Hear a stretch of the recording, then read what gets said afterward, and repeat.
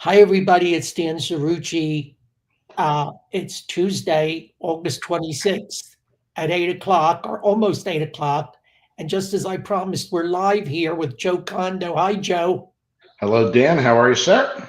I'm fine. How are you? I am always well. Every day above ground is a good day. Absolutely. Now, Joe, I'm just going to check to make sure that we're live on Facebook. Um, and that we're live on, oh, there we are. Yeah, we're live on Facebook. And I'm going to adjust this on Facebook. I'm going to edit my audience so that we are what we call public, so that anybody can watch us, not just my friends, but anybody. And oh, let's see. Um, keep editing. And then anybody can go in and link to this. So you can go in, Joe, and link to it. And I'm looking to edit post. This can be a little tricky. Edit live video. Let's see what it says. What can I do here? Yeah.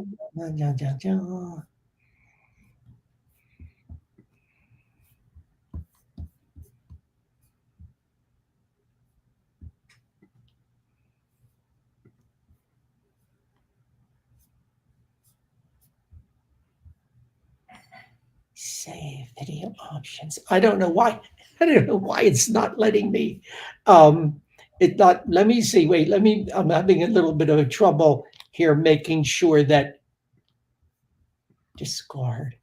No, we are here and we are live. I'm seeing it.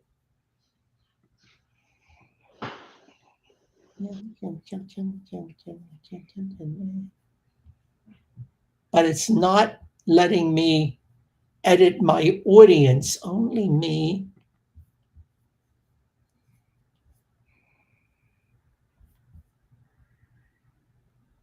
Well, maybe I can go back to it later because it's not letting me um, edit it and make it public.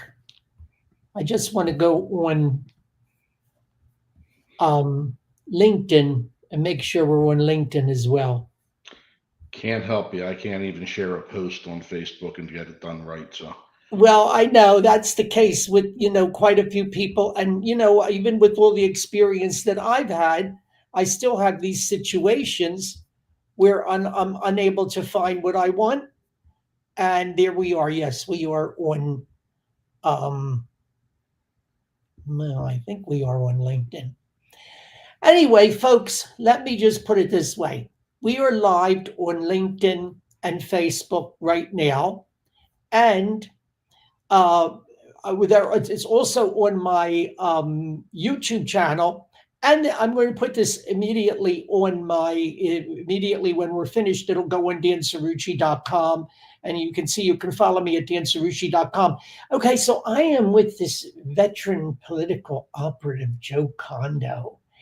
And, Joe is actually very young because when I say veteran, he started like when he was about 12 years old, right, Joe? you're off by a decade. I was 22, and I am no longer particularly young. I'm 62 years of age now. So, I have now celebrating my 40th year of South Jersey politics.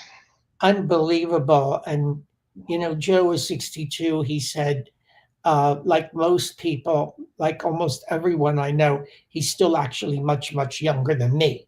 Okay, so you were the youngest persons Yeah. ever elected freeholder when you were elected freeholder in Camden County. That is correct. I was 27 when I was elected freeholder in excuse me, in 1990. I was 27 years old, and the following year was just after I turned 28. I was the director of the board. So, as you know, since we've known each other from our Camden County days, I have the dubious honor of being the last Republican freeholder director in Camden County history, and I was 28 years old at the time. And that was, unfortunately, folks, that was quite a while ago. That was Okay, quite a while ago. quite a long time ago, and um, 35 years. it's a shame that we have to say that. Okay, that it was actually that long ago. Well, I have said for many years now that I do not want to go to my grave with the title of the last Republican freeholder director in Camden County history. I want to be there to hold the Bible for whomever becomes the next Republican freeholder director in Camden County. But then they changed the name to county commissioners. So it looks like I will end up going to my grave as the last Republican freeholder director. Yes, because it's now called Now, county commissioner. commission. So Yes. I guess my life's work is that I'm the answer to a Trivial Pursuit question, right? Who was the last Republican freeholder director in Camden County history? So I am thankful that actually I will retain that title now for forever. But we hope that we do have some Republican freeholders. Yep. But we actually, so when you're talking, I just want to put this in context that when you're talking to Joe, you're talking to somebody who knows an enormous amount about uh, South Jersey politics, not just Camden County, but all of South Jersey, New Jersey politics. Okay. You were bitten by the political bug early, as they say, Joe. I speak often with my good friend, and I know he's your good friend too, Senator Michael Testa, Right. and we talk about how we were actually hatched into the Republican Party, how we were hatched into politics. I mean, it was just inevitable from my youngest days that I would end up in politics, and though it can be really, really difficult and really, really frustrating and frankly really, really infuriating sometimes, it is a bug. And once you're in, it's like the Godfather scene. Right? Every time I try to get out, they suck me back in, and so I'm It not can be difficult. It can be difficult, frustrating, infuriating, yeah, heart wrenching. yeah, Okay, it is human drama wrought large. Politics is very dramatic. It's at times actually theatrical. Uh, the phrase political theater is a real phrase, right? So that yeah, it is real life theater. Like you can't make this stuff up. Okay, you can't make stuff up like somebody, a businessman who's never run for public office before, could become president of the United States. right, Right. right. Say what you will about the president one way or the other, with having had no political experience at all, really, to speak of, to become the president of the United States, to be defeated in his reelection bid, to be elected a second term to president of the United States is, and we're going to talk about some constitutional structures during this broadcast. That is part of what makes the great United States of America great. Anyone who wants to run for public office can run for public office, and anyone, if they do it right, can succeed at it. Right. And this, we've had, I think right now, Joe, we're living through one of the most exciting periods politically, certainly in my lifetime, one of the most exciting periods and unprecedented periods politically that I can ever remember. Yeah, absolutely. And I used the phrase political theory, not 2 minutes, political theater, not 2 minutes ago. But we are living in a full blown political theater right now. It's really for a political junkie like myself. What's going on right now on both sides of the aisle and how both parties are reacting and how the electorate is reacting to everything. In the era of social media, which of course, back in my day, there was no social media. There wasn't even a cell phone. So Right. one of the great privileges I had as the freeholder director is somebody came in one day and they nailed a car phone into my car, and that was a brand new concept back in those days. So today, I mean, it's just sit on Facebook as I unfortunately do some days and just scroll and scroll and scroll, and the amazing amount of information and listen into how everybody reacts to it. It really is for a political junkie. It's a bad fix. The question that you wanted to pose tonight, and I immediately went for it when you suggested it to me, Joe, was can gerrymandering actually be a good thing? Now, just as a quick quick kernel course here. Gerrymandering. There's a certain fixed number of House of Representatives seats, in the House. That's Okay. No matter how big the country gets, that is a fixed number of House seats. right. 435. How many is it? 435. 435. Okay. Now, you have 435 then districts, individual districts That's for right. these seats. For the representatives, in other words, members of Congress, members of the House of Members Representatives. of the House of Representatives, right. Okay. There are 435 of them. They have to be, it's not like the Senate where there are exactly two people from every state. The Right. House of Representatives is representatives. The word representative, in other words, representative of the number of people in each state. So bigger states get more House members, smaller states get less House members, or depending on the population of the state. Right. Some states, really small, I guess Rhode Island would have one House member. I don't know about Rhode Island, but Delaware has one. Delaware has one. Wyoming has one, and the smallest states by population have only one. So, Rhode Island is smallest by area. yeah, I know Delaware has one. Okay. And really, really big states like California right. have dozens of them. Correct. Dozens of representatives. Yes. Okay. So these representatives that make up the House of Representatives are apportioned by the states. Every 10 years, there's a census, and that determines which states get more representatives and which states get less, which states get more districts and which states get less, depending on the population shifts in the states. The number remains at 435. Correct. Now, those districts,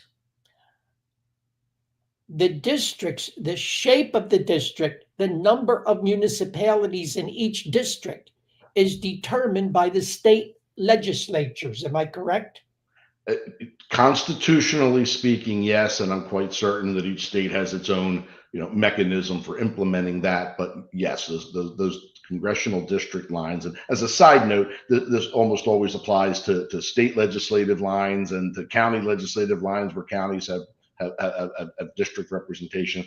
But it's all the same concept. So we can stick to the congressional analysis when we're talking about gerrymandering. And yes, that's exactly right. The state legislature in each state is empowered by the Constitution to determine its congressional delegation. But since there's been disputes over this, somehow, Joe, over the years, separate commissions have been created by the state legislature. Right. In some cases, the state legislature has ceded all or part of its authority in this to an outside mediator or expert. Right. And sometimes it winds up in the courts. That's correct. Because we back up right to the government. The structure of the government is defined in the Constitution, of course. The legislative branches and the legislatures in the several states get to choose the congressional districts however they really want. I'm only familiar with New Jersey. I mean, I could talk about some other things we've learned about other states over the years, but in New Jersey, every 10 years, we have the census, and there's a lot of controversy right now over what the census should be and who should be counted in the census. And that's been going on since time immemorial, and it'll go on for the next census as well. But this is going to be probably a more academic discussion today, Dan, than the ones that we usually have. Probably not going to talk about nuts and bolts politics, but at least in theory, let's say that the census then tells everybody how many people are in each state. And then you divide by 435 in some fashion, and that tells you how many congressional seats the state has. Now, in New Jersey, after the census is certified and it's determined that New Jersey is going to have however many seats it's going to have, right now we have 12, then the legislature appoints, the legislature appoints it technically, but there's a redistricting commission. It consists of 5 Republicans and 5 Democrats, and they convene and they draw up their maps, and the Republicans present their map and the Democrats present their map, and they negotiate over the maps. If they can come to an agreement, then that's the map. If they can't come to an agreement, then I'm not sure if the governor appoints the tiebreaker or the courts appoint the tiebreaker or the legislature appoints the tiebreaker. I'm just not sure. But a tiebreaker is then appointed to negotiate the maps, and eventually they come up with a map. And so we can't talk about gerrymandering. I mean, I'm happy that you started the conversation the way you did. We can't talk about gerrymandering until we talk about redistricting. And that's what we're really talking about at this point. We can't get away from redistricting. Every 10 years. Recreating the districts according to the shifts in population. That's exactly right, because even within a state, there are shifts in population. So even, let's say, New Jersey doesn't lose a congressional seat in the next census. Let's suppose we come out of the next census with 12 congressional seats, just like we have now. Because of the shifting populations within New Jersey, right? More people are moving in, and maybe they're moving to a particular congressional district in greater numbers than they're moving into a different congressional district. They get skewed. The whole purpose of redistricting is to ensure that there are an equal, and I put that in quotes because you know what does equal mean, but an equal number of people in each congressional district, not registered voters, people as counted by the census. And so when the census comes back, the purpose of redistricting is not merely because a state might gain or lose a seat and they have to redraw the district lines, but even if they don't gain or lose a seat, they have to redraw the district lines, because the congressional districts over the course of 10 years get out of kilter with one another. So this redistricting process goes on every 10 years, and it must go on every 10 years to ensure that all 435 congressional districts are about the same size. Now, you can't get below 1, right? The population of Wyoming, if I'm not mistaken, is less than that of Camden County. I think they have 1 representative. They have 1 representative. You can't give them 2/3 of a representative. They get 1. Each state has a right to be represented in the House. So some of those congressional districts are smaller than others because the states just don't even have the population to support 1 district. Where in New Jersey, the 12 districts that we have, we should be able to do a pretty good job of drawing the congressional boundaries so that each congressional district has roughly the same number of people in it. But gerrymandering refers to when strange shapes of districts are created. Some of them, I've actually seen some of them, and some of them actually look like a Rorschach test, or even worse, some look like a salamander. Well, I'm about to say, let's go back to the creation of the term gerrymandering, right? Which I recognize as we're even getting into this discussion. Gerrymandering has such a negative connotation that somebody has to ask me, am I off my rocker to even think that there is such a thing as good gerrymandering, right? But let's go back to the creation of the word. Elbridge Gerry, it's named after Elbridge Gerry, who was at that time the governor of Massachusetts. Governor Gerry was actually one of the signers of the Declaration of Independence, eventually became the governor of Massachusetts. And then there was a redistricting was required. And this 1 district that the state legislature drew, the opponents said, this looks like a salamander. and so we've got gerrymandering comes from, they called it the gerrymander to make fun of the Democratic Republicans, but to make fun of them for drawing this congressional district to look like a salamander. It's one of the things that I'd like to talk about. But gerrymandering has taken on, and I have to say, I don't know if I can share my screen or if you even want me to, or if Wikipedia, we can put Wikipedia up. Wikipedia, if you look up gerrymandering on Wikipedia, just the first couple paragraphs, they have a great little chart on the side, illustrates what gerrymandering is. And if I could just read this definition very quickly. Go ahead. Yep, I'll read the definition. Gerrymandering, defined in the contexts of representative electoral systems, is the political manipulation of electoral district boundaries to advantage a party, group, or socioeconomic class within the constituency. So it's the political manipulation of electoral district boundaries. So first point I want to make here is it refers in the context of representative electoral systems. Well, we have a representative electoral system. I have no idea why people run around talking about how the Republicans in Washington are destroying our democracy. Anybody who thinks that we live in a democracy probably shouldn't be commenting on politics. This is not a democracy. It has never been a democracy.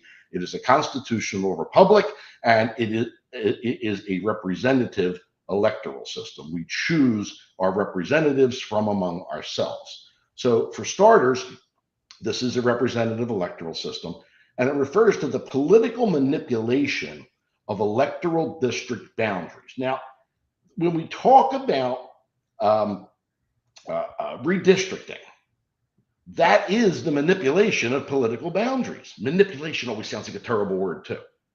But they're redrawing the district boundary lines, the contours of the district. That is the manipulation of the electoral district boundaries. It has to be done. There's nothing bad about manipulating the electoral district boundaries. It's what follows that could make it bad, or I dare say good.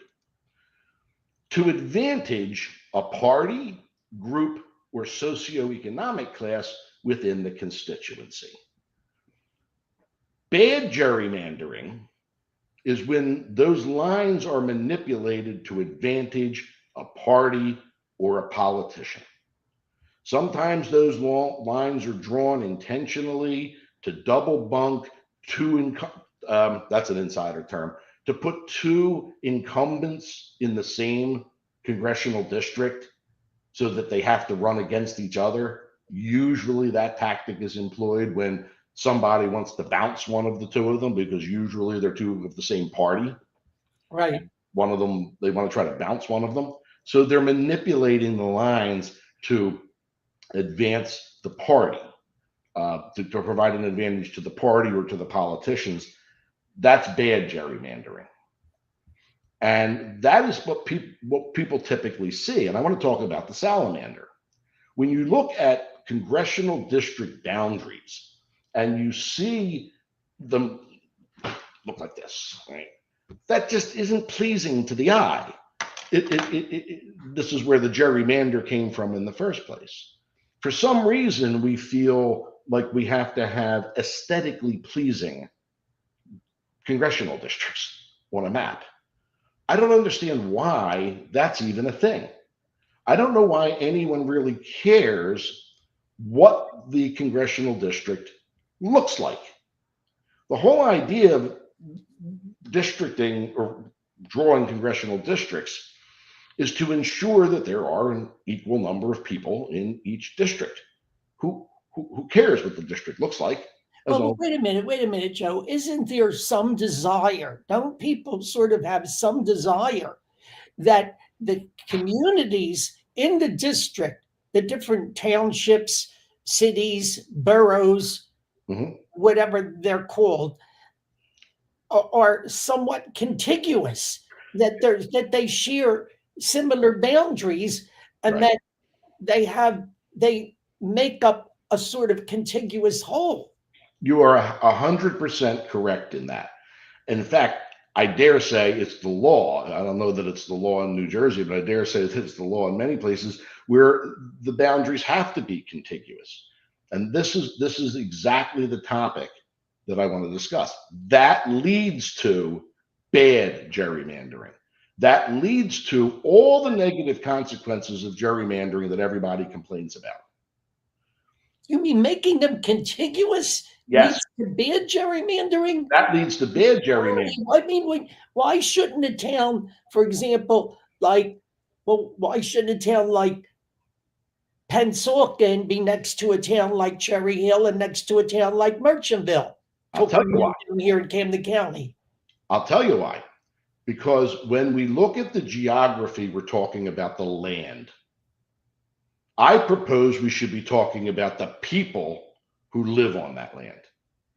And there's absolutely no reason to suggest that because people who live in two adjacent municipalities necessarily want the same representatives in Congress. I submit that if we were to take a map of the state of New Jersey, I have never done this, I have never even really seen one. But if we were to take a map of the state of New Jersey and color it by election precinct, some very real patterns would show between the red precincts. And I don't know how many thousands of election precincts there are, but notice I didn't say counties. Notice I didn't say municipalities. I said election precincts. And the reason that I say that is because when you start to look at an election precinct by election precinct analysis, you start to see some very clear patterns. This is a heavily Republican precinct. This is a heavily Democrat precinct. This is a real solid purple precinct right around the 40 to 60 mark, right? And why is that important? Because even in one municipality, I haven't seen a map of Cherry Hill in forever, but I spend a lot of time in Cumberland County these days. Okay. Jeff Van Drew, our Republican congressman from the deep South, the real South Jersey, as Assemblyman Antoine McClellan always says, and I'm happy to be living down here myself now in the woods of Atlantic County. But the congressional district is a heavily Republican congressional district. It's very large. It's the largest congressional district in the state. But there are pockets of population of the constituency within that congressional district boundary that, and Congressman will probably kill me the next time he sees me, but who would much rather have different representation in Washington. And so by requiring the congressional districts to be continuous and to be aesthetically pleasing, we can talk about Pennsylvania in a minute, what we're really doing is setting up a congressional district so that it heavily favors one party over the other, which means that the minority, the residents of that congressional district who adhere to the minority party's principles do not have a representative that's representing their point of view. It's representing their ideology in Washington. I posit that if we were to eliminate this fixation on the look and even the contiguous nature of the congressional districts, rather than defining them by land masses, let's define them by the people who live in them. And let's group together the like-minded people who want to have a Republican representative and those who want to have a Democrat representative.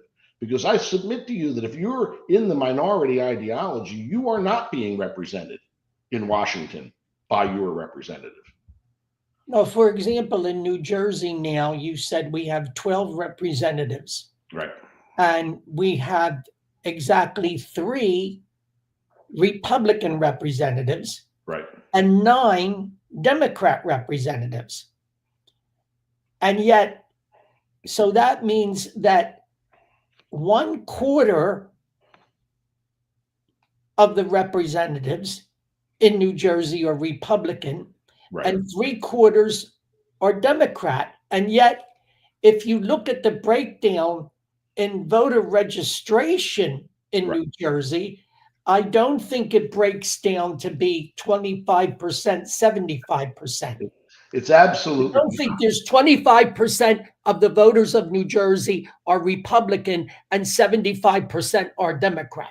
True enough, right? I mean, that's absolutely the case, which clearly in the last congressional redistricting in New Jersey, we saw bad gerrymandering. We saw the Democratic Party use its power and control of the state house to draw the congressional district maps to favor their own party.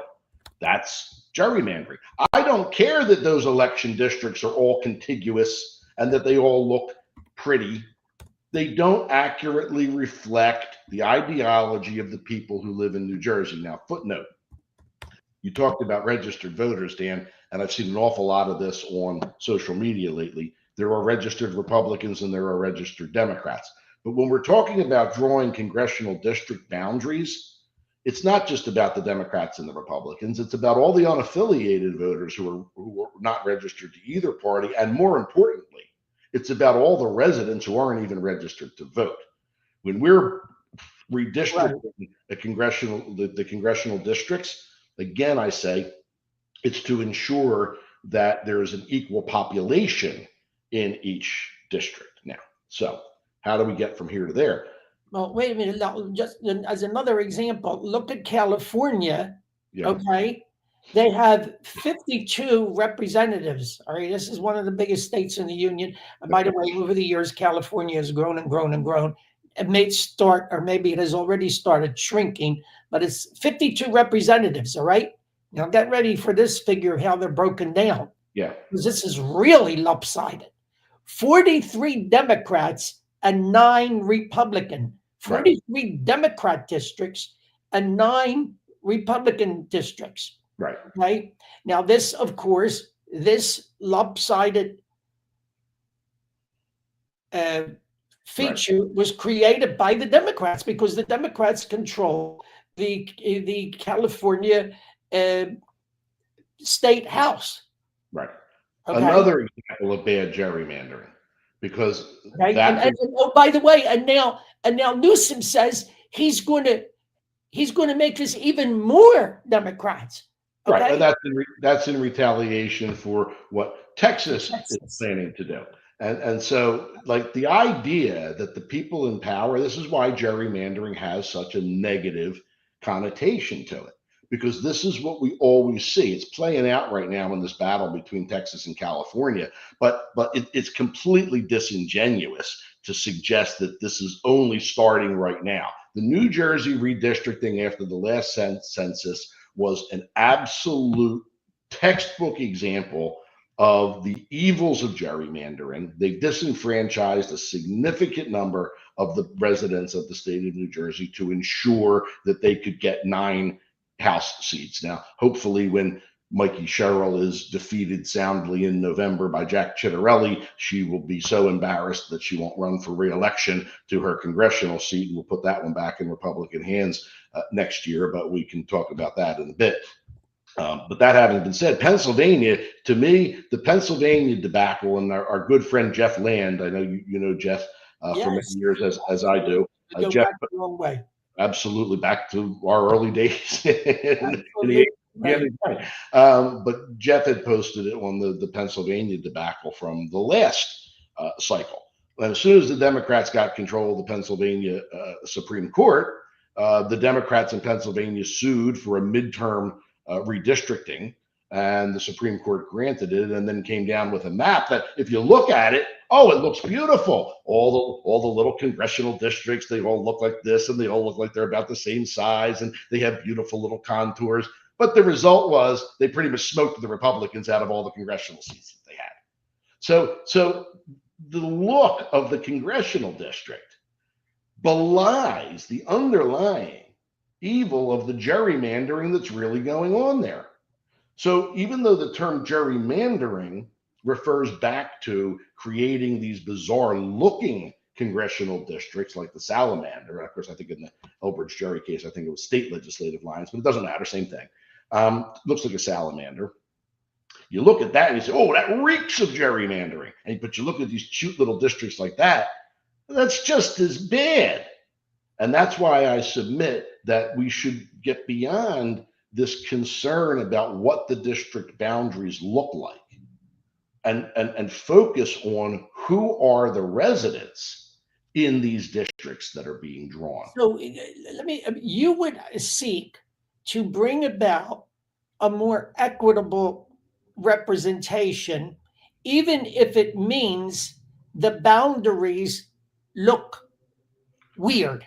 Absolutely. In fact, I'm going to push this conversation because it's an academic conversation, right? We all know, practically speaking, this is not going to change anytime soon. And we all know that the parties and the politicians will continue to push gerrymandering the way they always have. The reason that this is so sensitive, the reason I'm very thankful that you had me on tonight, is because I really would love to just start a dialogue about focusing. And here I'm going to say it. What's the difference between bad gerrymandering and good gerrymandering? Bad gerrymandering is when the lines are drawn to provide an advantage to the parties or the politicians. Good gerrymandering is when the district boundaries are drawn to provide an advantage to the people who live in the district. And the day that our politicians and our parties are altruistic enough to really not just say like they all do, but to really focus on the people that are in these districts, not the geography, not the land mass, but the people, we could see a good use of gerrymandering. And where I say I'm going to push this, I'm going to push beyond even the contiguous boundaries. For example, let me take, and I'm going to push beyond entire municipalities. I see no reason, for example, as you know, I spend an awful lot of my time now in Cumberland County. And I think about the city of Bridgeton, which is a heavily Democratic enclave in an otherwise heavily Republican congressional district. Right. Boy, I think that the people of Bridgeton would probably rather have a different representative who's more aligned with their ideologies and their thinking. I might be wrong, but that they vote heavily Democrat in every election. They probably would rather have a Democrat representative. I'll even take the city of Vineland. And this is why I say I don't even want to break it down by municipality or county. I want to break it down by election precinct. There are certain election precincts in the city of Vineland that are heavily Republican and certain election districts that are heavily Democrat. I dare say that the people who live in those heavily, same with the city of Millville. I dare say that the people who live in those heavily Democratic districts would rather have a Democrat representative, and the people who live in the heavily Republican districts would rather have a Republican representative. If we were to map the election districts in the state of New Jersey as red, blue, and purple, and we can figure out what those definitions mean. I've always thought 45 to 55 is purple. The other sides are red or blue, right? So let's map all those election districts. The patterns will emerge almost immediately, where we could say these election precincts should be conglomerated into a congressional district, because that gets the population that's needed in the congressional district and provides that those people who live in those areas will have a representative that is more than likely in tune with their ideology, because they're being represented. It's the people in the congressional districts that are being represented, not the municipalities, not the land. Let me ask you this, though. Do you think that this would make the districts more or less competitive? They will be much less competitive. The districts would be much less competitive, almost non-starters. Because if I had my way, we would group by grouping what I say like-minded people. I mean, put two people in the room and you don't have two like-minded people. You and I aren't going to agree on everything. But by like-minded, I mean political ideology. By grouping them together, in my plan, the Republican districts would be much more heavily Republican, and the Democratic districts would be much more heavily. How does that help democracy? How does it help democracy? First of all, I go back to my first statement. This is not a democracy. This is a representative republic where we are electing representatives. How it helps is then we have because you asked me, would the districts be less competitive? I said yes. But what you didn't ask me was, how would that affect the party composition in, say, a state like New Jersey? I also submit that what the result would be, like you pointed out earlier, instead of having 25% of our representatives be Republican and 75% be Democrat, it would probably be more like what the population actually looks like, which is like 45% Republican and 52% Democrat, or whatever the numbers are. So each district would be less competitive, but that's exactly the goal in my mind, is so that the representatives in each of the districts carry to Washington the ideology of the people in their districts that they represent. It does no good to have 48% of the people in a congressional district not agree with their representative. So you might then develop a situation where instead of just having 3 Republican congressmen from New Jersey, there might actually be like 6, or maybe, well, you wouldn't say 6 and 6, maybe 5. Yeah, maybe 4 or 5. The right Democrats would still hold an edge because they hold an edge in New Jersey. Because it's a Democrat state. So it's not surprising that we send 2 Democrats to the Senate in a statewide election. And it wouldn't be surprising at all if it was a 7-5 split in the House of Representatives. But with the 9-3 split, bad gerrymandering designed to give the Democrats an edge, right? And I refer again to the Wikipedia article. If any of your listeners have time to take a look at it, there's a chart there. It has this hypothetical 50 district state, if you will, and it breaks it down into 5 congressional districts, and it shows 4 different ways that you could draw those lines. And in one line, right, it had blue and yellow. So it was 60% blue and 40% yellow. In one example, the lines were drawn so that every one of the 5 districts was blue. In one example, the lines were drawn so that every one of the 5 districts was yellow. And then in an example that I say is not so bad, they drew the lines so that 3 of them were blue and 2 of them were yellow. That's what. But even then, I take it farther. The 4th example they gave, one district was all yellow, a second district was all yellow, and the other 3 districts were all blue, which means that if those blocks represent the people who live in those districts, in that 5th example, even though in the 2 districts it would be overwhelmingly yellow and in the 3 districts overwhelmingly blue, the people who live in those districts would have representatives who truly represent them ideologically.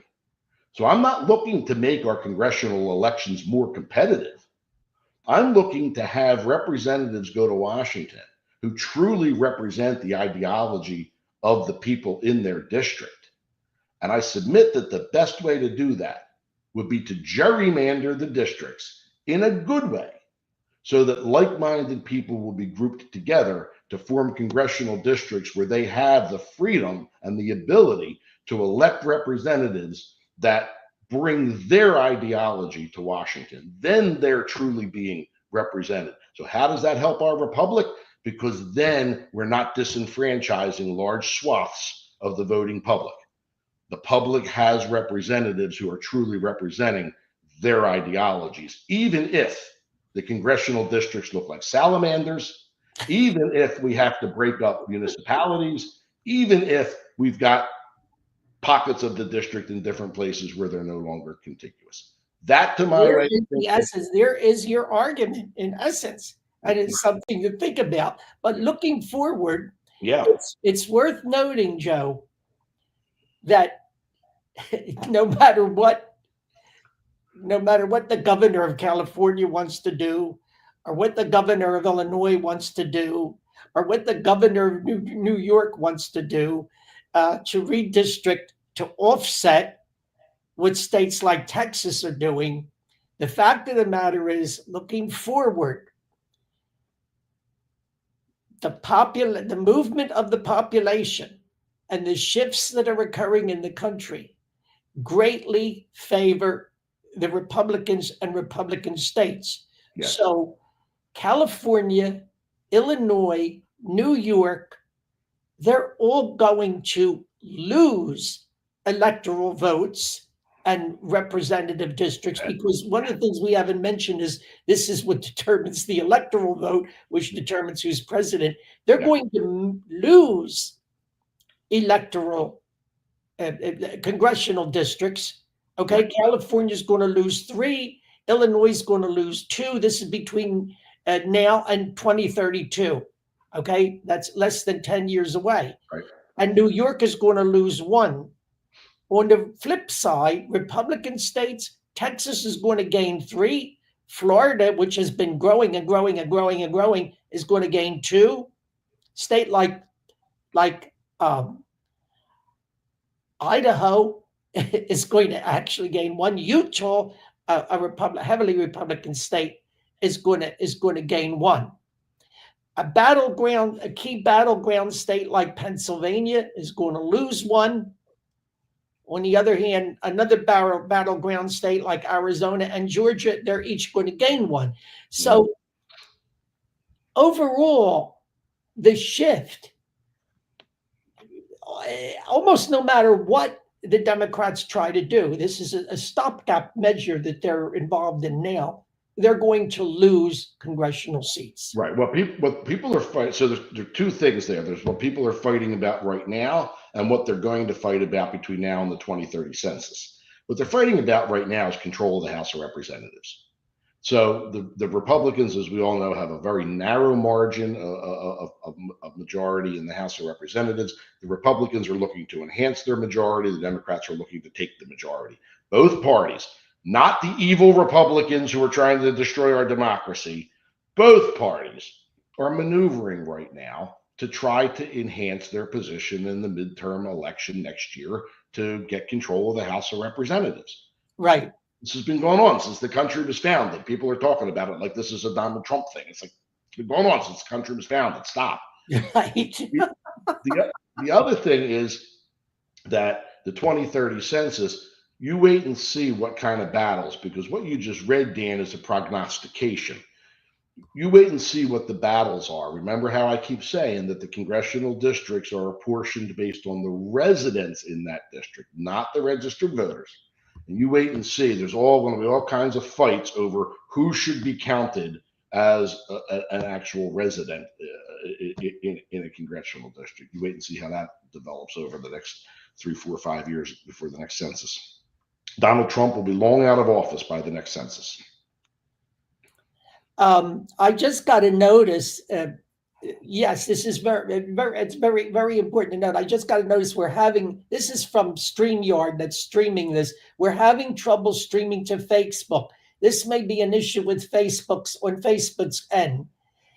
Is it possible the stream was ended or deleted on Facebook? No, I didn't. We'll keep trying and let you know if it's resolved. So that's why I was having a little bit of a problem earlier, but no worries, because this is on my YouTube channel, and it will be at dancirucci.com. And as far as I can see, I think it's still on Facebook, but I just wanted to bring that up. Okay. Either I'm banned from Facebook, or they thought that the concept of gerrymandering being a good thing was fake news or something that was made up and was impossible. So I thank you.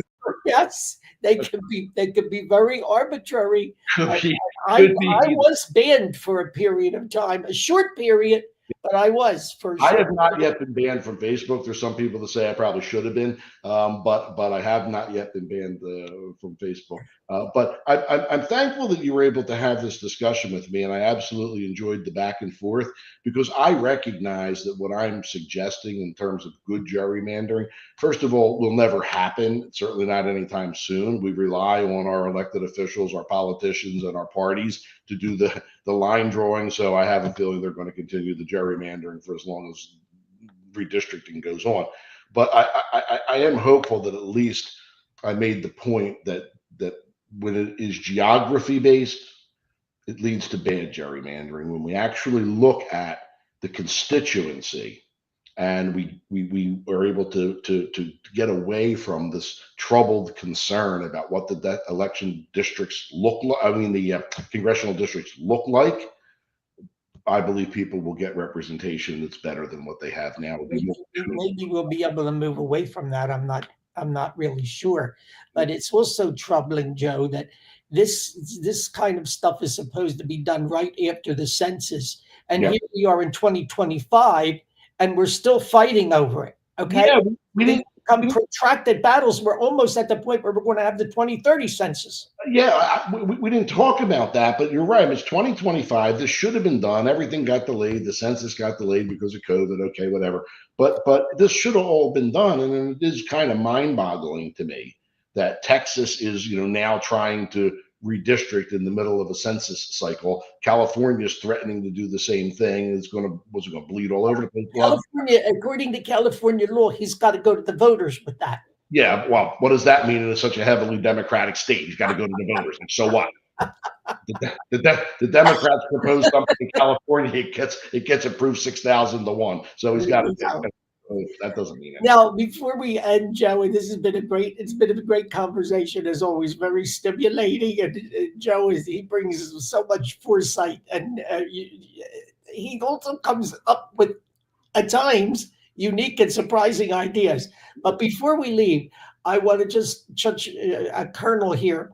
Your quick analysis of the gubernatorial race in New Jersey right now.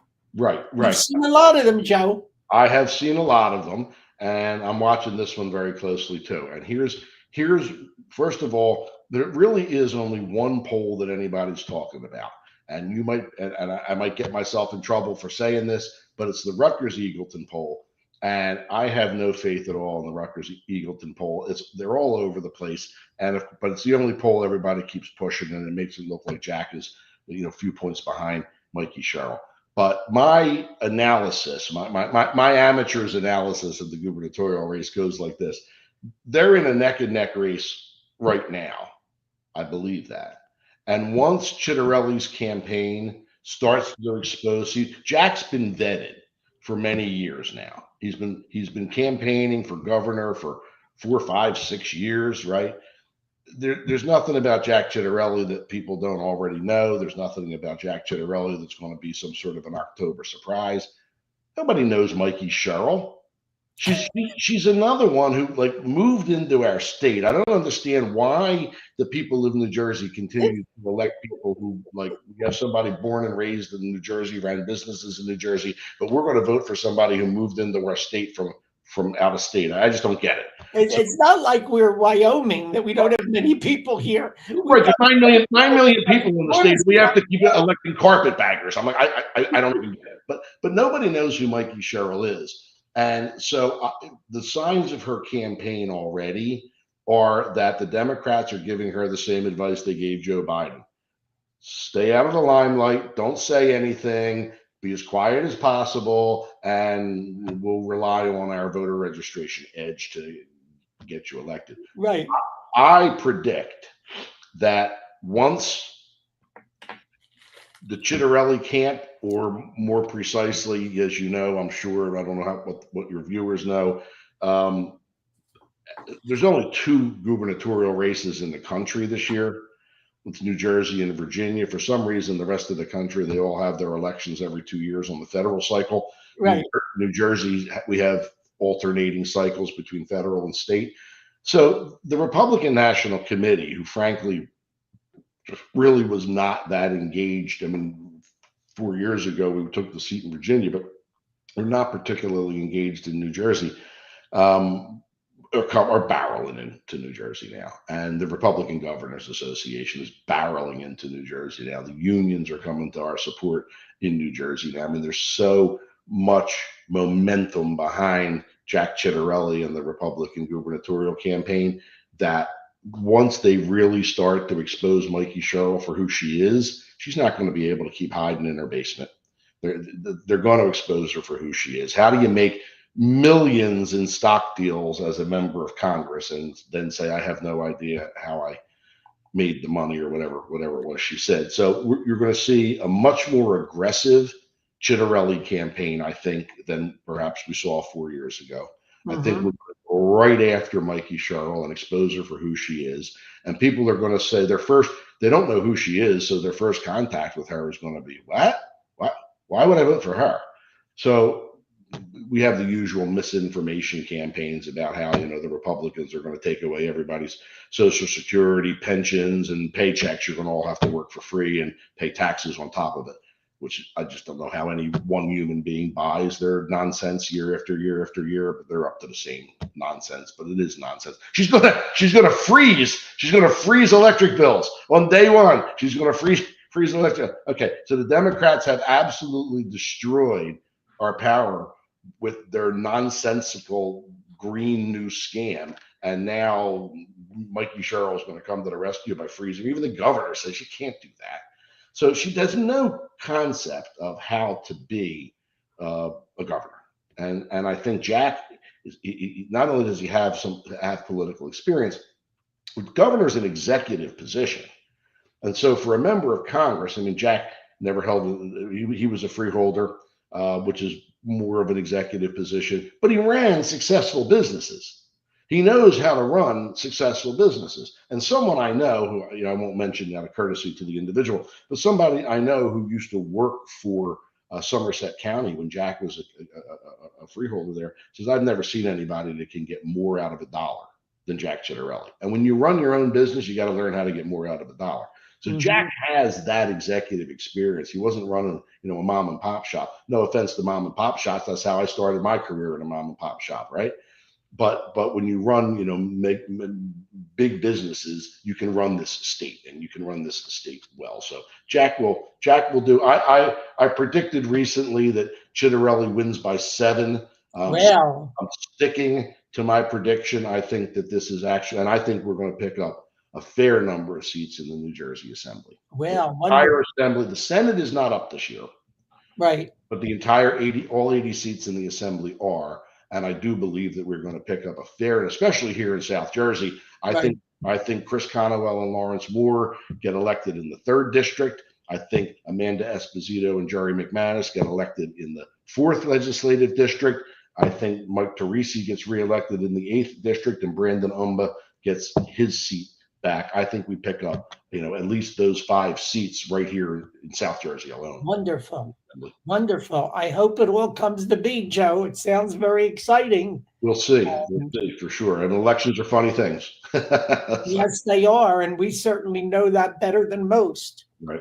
Seen plenty of them. And sometimes you think you're going to win by 10 points and you end up getting shellacked. And sometimes you don't think you have a prayer and you end up winning big. You don't know what the mind of the electorate's going to be. No, and we never know what the other side has up their sleeve either.